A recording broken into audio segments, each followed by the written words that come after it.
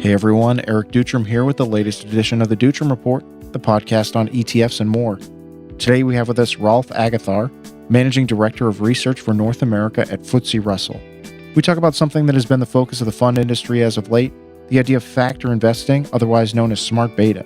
We go over some of the major factors, such as value and growth, and delve into newer multi-factor models as well. So if you have any questions or comments, make sure to send them in to podcast@zacks.com. And don't forget to find the Dutram Report on iTunes and give us a review there as well. But stay tuned for my chat with Rolf right after this. Okay, Rolf, thanks for joining us. So you're obviously an indexing expert, and I wanted to discuss one of the big trends in the fund world as of late, this whole idea of factor investing, what many are calling smart beta. Seems to me that many view these factors as a bit of an improvement over traditional market cap weighting. But how did this whole trend begin? It's actually interesting. I characterize, the last 50 years as really getting a better understanding of what some of the systematic drivers of stock returns are. So back in the 60s, you had Bill Sharp identify the market beta as a fairly powerful driver of stock returns in a given market. We're actually celebrating 30 years since Russell created its growth and value style indexes. And those two were basically intended and designed to help identify different sources of stock returns in the U.S. market. So Russell basically, by their observations of active managers, were able to understand that there were some stocks that were more cheaply priced and there were active managers that preferred those stocks. But then there were other stocks that maybe weren't so cheaply priced, potentially at higher multiples that we called growth stocks, and then there were active managers that picked those. So when you start to look in more recent times with the advent of factor investing, it's really just an extension of the same concept. What we're now able to do is identify these systematic sources of return. We now call them factors. And as an index provider, one of the things we do is we can create very systematic strategies or methodologies that can be then used to either measure the markets or those factors, or then there's actually products that investors can use to get exposure to those various factors. So is there something wrong with market cap weighting? No, I'd like to think that, it still definitely serves a purpose in a lot of investors' portfolios. If you look at how the styles were created, they are still cap weighted, so investors can still get broad diversification and exposure to the market. But they also allow investors to potentially express a view. So if you as an investor prefer cheaper stocks or think that there's more of a return promise from value-oriented stocks, the styles allow you to do that.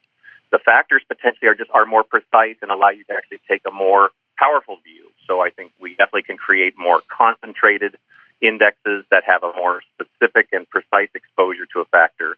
So it's, just like any sort of tool. Sometimes you need broad tools that can, take care of a lot of things, and in some cases you need more precise tools for much more finer tuning of your portfolio. Yeah, and let's talk about two of the more popular factors. Arguably the best known, I think, are value and growth. Why do you think these two in particular gain such widespread acceptance over some of the other factors that are out there? I think value and growth, as I mentioned, they were really the original style indexes that were created by Russell in 1987.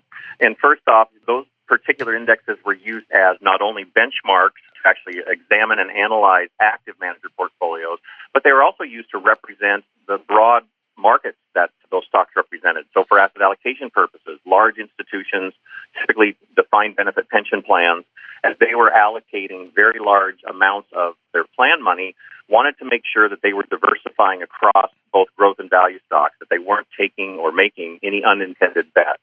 So I think styles basically had a head start and were very powerful tools. Really, the factor products that we see today, basically that are being created based on the indexes, just haven't had as much time. They've really only been around in the index world for the last, say, 3 to 5 years. So again, I think there's nothing wrong with any of these products. They all have a different suitability for the particular purpose that an investor is looking for. Okay. Maybe you can talk a little bit about how the value and growth are created. Value, does it go beyond a low PE, and growth beyond a high earnings growth rate? Or, is it just a smaller subset of factors that go into building these sort of products and indexes? Yeah, it's interesting because I think, as you mentioned, one of the more common valuation statistics that analysts or investors look at is price to earnings. But one of the things that we as an index provider found when we were doing our research 30 years ago, really trying to identify what it means to be a value or growth stock, is that PE ratios sometimes aren't always the best measure of a company's valuation. We know that earnings potentially are an accounting construct, and companies can take a lot of measures to try to manage earnings in a variety of ways. And so what we actually found is looking at price to book value was a much more stable measure. It was much more consistent as we looked across industries. So really price to book as a starting point was how we started to differentiate value stocks from growth stocks. So that the idea is value stocks were going to have lower price to book multiples. The notion here is that people were looking for companies that were bargains. So they were paying less of a multiple for the assets of a company, whereas growth stocks typically had higher valuations, so higher price to book. People were willing to pay more of a multiple for those companies.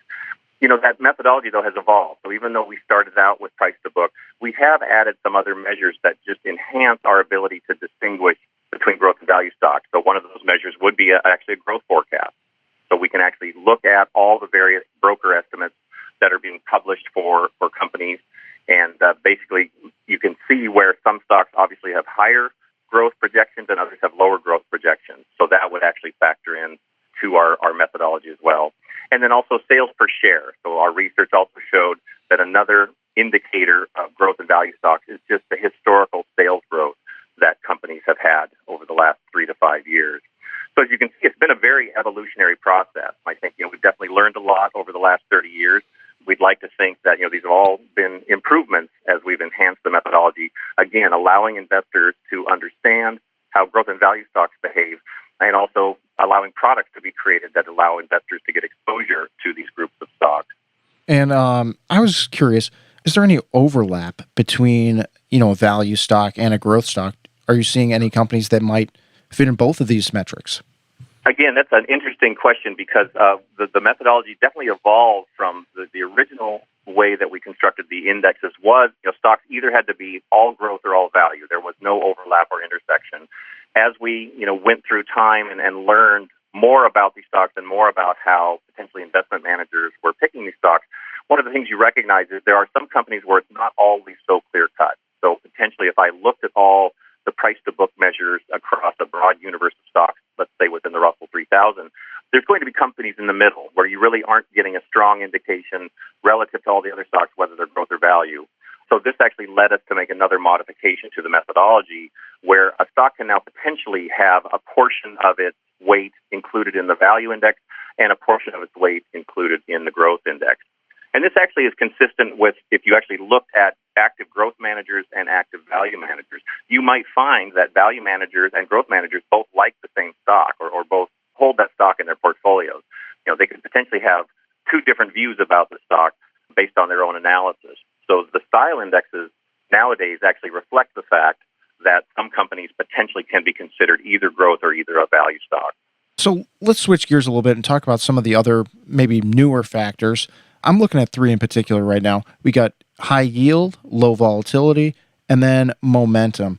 Why do you think these were sort of created in index form? And then why do you think they've become very popular as well? I know low volatility in particular has, really had a good stretch over the last couple of years. So maybe you can speak to that one first. Yeah, so as I mentioned, there's been this evolution in the financial industry over the last 50 years, really to identify systematic sources of return. So as I mentioned, growth and value, 30 years ago, were one of the first instances where we were able to identify certain drivers of company returns. More recently, I think we've identified not only that there are some systematic drivers of returns, but also that some of these drivers have what we call return premiums. So potentially value stocks. There's quite a bit of research that shows that not only do lower priced companies all tend to behave in a certain way, but if you are able to hold on to them for the long term, at least historically, there has been some sort of a premium associated with those. So there's quite a bit of academic literature and practitioner literature, again, in recent years, that's identified a number of these factors. So I think size, value, momentum, yield, volatility. Those are examples now of these systematic drivers of return that also have somehow produced an excess return above the market over the last few years. So investors, who are seeking to hopefully improve their portfolio performance or manage some other aspect of their portfolio, have these precise tools that they can use to implement whatever strategy they want. So if an investor wants to get exposure to this momentum premium, there are ETFs or products that they can use to do that. Or if they want to have a product that potentially has a higher yield, that would be the nature of the product based on an index where we focus more on the yield factor. So again, the popularity comes from investors' increased ability to get exposure to a particular factor based on whatever beliefs they might have about that factor's performance. So part of this has to be in the business cycle. Some factors have got to outperform in certain business environments and others in different ones. So do you think part of the idea is to shift between the factors based on what's going on in the business cycle, or do you view these factors as sort of a more like a long-term play, like, hey, I'm going to stick with low volatility, and that's sort of the horse that I've bet on? Yeah, I think it's important to recognize that as an index provider, we're not in the position of providing investment advice, but I think we can make a few observations about factors and their behaviors. The first one is, you talk about these risk premia that have accrued to these factors over time. Those are over fairly long windows. A lot of these academic studies, look at 50 or more years. So I think there's one element here that if you wanted to earn some sort of a risk premium from one or more of the factors, you might have to have a fairly long holding period to get any sort of certainty about that premium. The second one is, as you mentioned, they are cyclical. Not all factors outperform at all times. Factors, behave differently across different market cycles. So then the investor is faced with the question of how do you manage that? And I think one of the things, we highlight is, you have a diversification potential. So to the extent that the factors are cyclical and uncorrelated, we all know that diversification is one of the most powerful tools that an investor has. So simply holding some sort of combination of these factors over a period of time could help dampen some of that cyclicality. I think what you mentioned is potentially investors might be tempted to time or rotate in and out of factors. And while I wouldn't say that's impossible, I think most investors should recognize that potentially could be very difficult. You really have to have a lot of information, potentially a lot of discipline in order to do that well. I think there's studies that have shown if you are trying to time particular factors, and you're trying to obviously sell at the high points and buy at the low points, if you miss just a few of those points, you're actually worse off than if you just held a diversified portfolio across those factors. So again, I think investors should recognize that there are risk premia, but potentially require long holding periods. There is cyclicality, but that can somehow be, harnessed because of diversification. Timing is possible, but I would stress that it requires quite a bit of discipline and effort. Sure. Well, speaking of diversification, what about diversification of factors? I know this whole idea of multi-factor investing has really caught on the last couple of years. Basically, we're seeing a lot of indexes and products combine some of the factors that we've been talking about into one strategy. One of my favorites in this regard is the RAFI system. Maybe you can talk a little bit about how this is constructed and just the general idea of multi-factor investing as well. Yeah, certainly. And as you mentioned, there's been quite an explosion in the different types of multi-factor indexes that we create and potentially products based on those. What's interesting about the RAFI products is they actually use a fairly specific weighting strategy, something called fundamental weighting, which was developed by research affiliates over 10 years ago. And the idea there was, if you looked at market cap weighted indexes like the Russell 3000 or the Russell 1000 and 2000, during periods like the tech bubble, you potentially saw very large concentrations in those indexes in technology companies. Now, we would argue that that was reflective of the market. So if you as an investor didn't want to try to outguess the market, you were happy getting the market's return, you would have been okay with the fact that these indexes were becoming very concentrated in these large stocks. Other investors might have felt that that was too risky, that potentially you still wanted to be a passive investor, but you became uncomfortable with those large levels of concentration. So the fundamental strategy was just a different way of thinking about how we weight companies in an index. So you could start with a broad universe of index similar to the Russell 3000, but then you would actually look at different measures of company size, potentially that weren't a function of that company's price. So if you actually looked at a fundamentally weighted index like the FTSE RAFI index back in the internet bubble, you wouldn't have seen these huge concentrations in technology stocks. So the idea behind the fundamental index is it's really a different way of weighting companies within a broad market index. So you still can get good diversification and potentially not be subject to these periods or cases where market cap-weighted indexes get undue concentrations. Now, when you talk about multi-factor, I think it's important to note that the fundamentally weighted strategies, or these RAFI-type products, specifically aren't targeting a multi-factor outcome. So there's nothing in the rules that says we want to achieve exposure to a number of factors. But what does happen is when you start to weight these companies differently than you would have in the cap-weighted index, you will see different factor exposures emerge. So it's what we would call more implicit or unintentional factor exposures that are produced from these FTSE RAFI type products. So again, that's important for investors to understand that they might be getting multi-factor exposure from a fundamentally weighted strategy, but those aren't necessarily designed in the methodology or intentionally designed to be produced by those models. So is this multi-factor investing sort of the next evolution in factor investing, or do you view it as more of just a different way to attack this whole smart beta trend? It definitely is, I think, and especially in the index space, which and then indexes are generally represented in ETFs. I think it's important to note that factors have been used by active managers for a number of years, so they're really not a new concept necessarily in the investment industry. We can go back and look at active manager portfolios and identify certain intentional and unintentional factor exposures. So what's really new is we as index providers now are able to create rules and indexes that potentially produce exposure to these factors, and then potentially there could be ETF and other type of index products based on them. So it's definitely new for us in index space and ETF space. But I think the answer is yes. I think, once we've identified single factors and individuals now understand better what those factors can do, then clearly we want to take advantage of the ability to diversify across factors. So a lot of what we do now is create various combinations of factors, potentially to help investors produce specific outcomes, or even to just measure the exposures that they might have in their existing portfolios. So is there anything new on the horizon in terms of different factors? I know currency hedging has become a bit more popular, but is there anything else on the horizon you can see that might be a new shift in terms of multi-factor investing, or even just new single factors? Yeah, it's interesting. I think, for us, we think we've got a fairly complete list of individual factors supported by academic research and even our own work.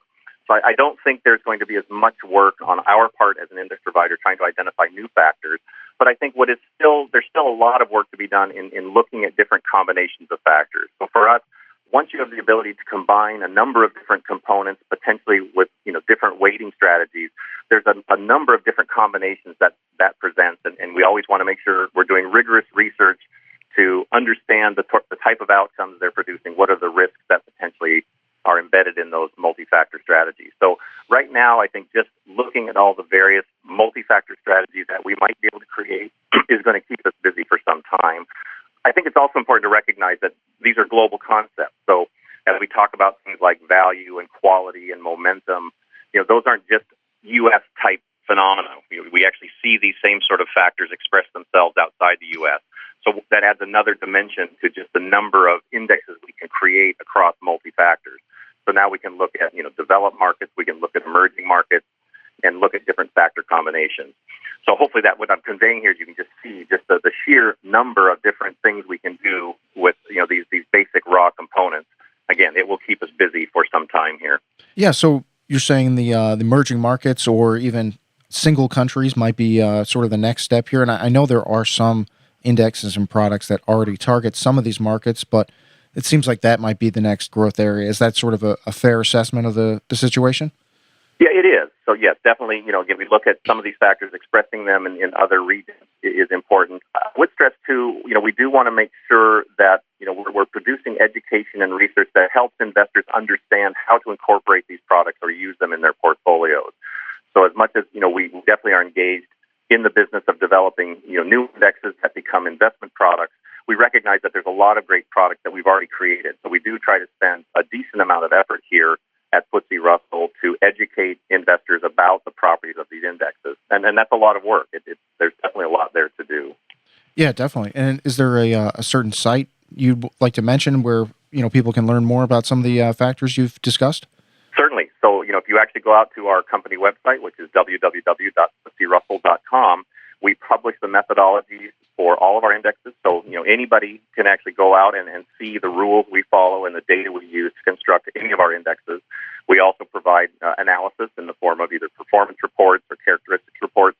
So generally, any product you're investing in that's using one of our indexes, you can actually go and get information about that underlying index from that website.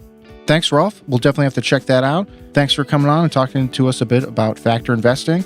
Great to have you on today. Thank you very much. All right, everyone. That was Rolf Agathar, Managing Director of Research for North America at FTSE Russell. You can check out the indexes he was discussing over at FTSERussell.com for more information on their lineup, as well as education on the various factors as well. Well, hope you enjoyed this edition of the Dutram Report, and make sure to tune in for more interviews and discussions on the world of exchange-traded funds in the future. And for my thoughts on the ETF world, make sure to go on over to Zacks.com and check out the ETF Investor Service, which includes my top picks and commentary on the markets. And don't forget to find and review the Dutram Report on iTunes. And if there are any topics you want to discuss, shoot us over an email at podcast@Zacks.com, my Twitter page @EricDutram, or leave us a comment on Facebook too. And don't forget to be on the lookout for a new edition of the Dutram Report each and every Thursday. But until then, for Zacks.com, I'm Eric Dutram.